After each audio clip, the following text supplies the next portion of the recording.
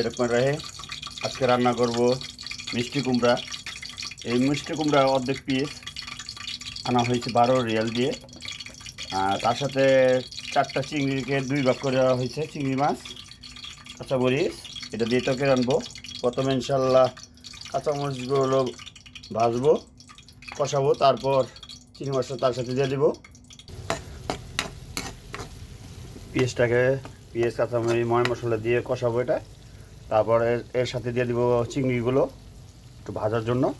তার ভাজার পরে একটু হালকা পানি দিয়ে তারপরে মিষ্টি কুমড়ো ছাড়বো।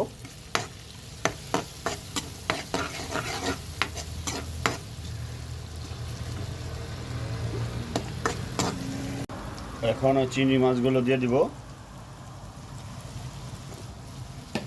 মানে এই পেঁয়াজের সাথে চিংড়ি মাছগুলো হালকা ভাজা হয়ে যাবে।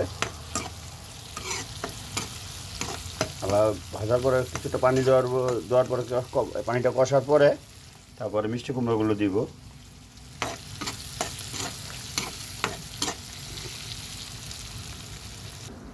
কালকে একটা মিষ্টি কুমড়া নিয়ে আসছি, ফুলকপি। এর ফুলকপিটার দাম মানে 12 রিয়াল হয়েছে। এখানে একটা ছোট্ট একটা ফুলকপি, এটা 12 রিয়াল, কাতারের 12 রিয়াল।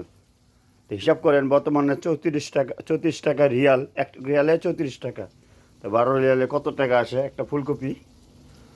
আর এই মিষ্টি কুমড়াটা নেওয়া হয়েছিল মনে হয় 10 রিয়াল না 12 রিয়াল, তাও অর্ধেক। আরব দেশে তরকারি প্রচণ্ড দাম, তার শখের মাধ্যমে আনলাম তরকারিটা। অলরেডি পেস্টটা কষানো হয়ে গেছে, তার সাথে চিংড়ি মাছও সুন্দর ভাজা হয়ে গেছে। এখন আমি মিষ্টি কুমড়ো মাছগুলো একলগে সব দিয়ে দিব।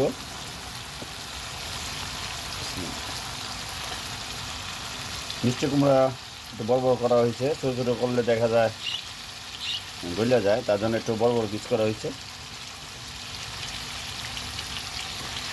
আমার তরকারিটা রান্না কেমন হবে ইনশাল্লাহ কমেন্ট করে জানাবেন, বা আমার রান্না বান্না ঠিক আছে নাকি নিয়মটা তো জানাবেন কমেন্ট করে।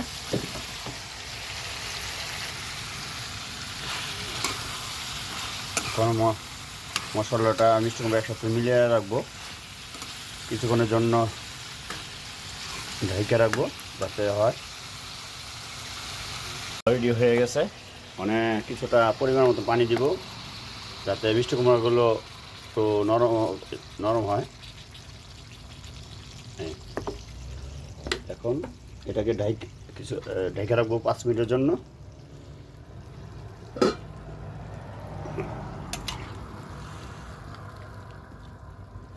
আমার ভিডিওটা অনেক লম্বা হয়ে যাচ্ছে, যদি ভিডিওটা যদি ভালো লাগে লাইক এন্ড কমেন্ট করবেন। আমার ভিডিওটা এই পর্যন্ত। আসসালামু আলাইকুম।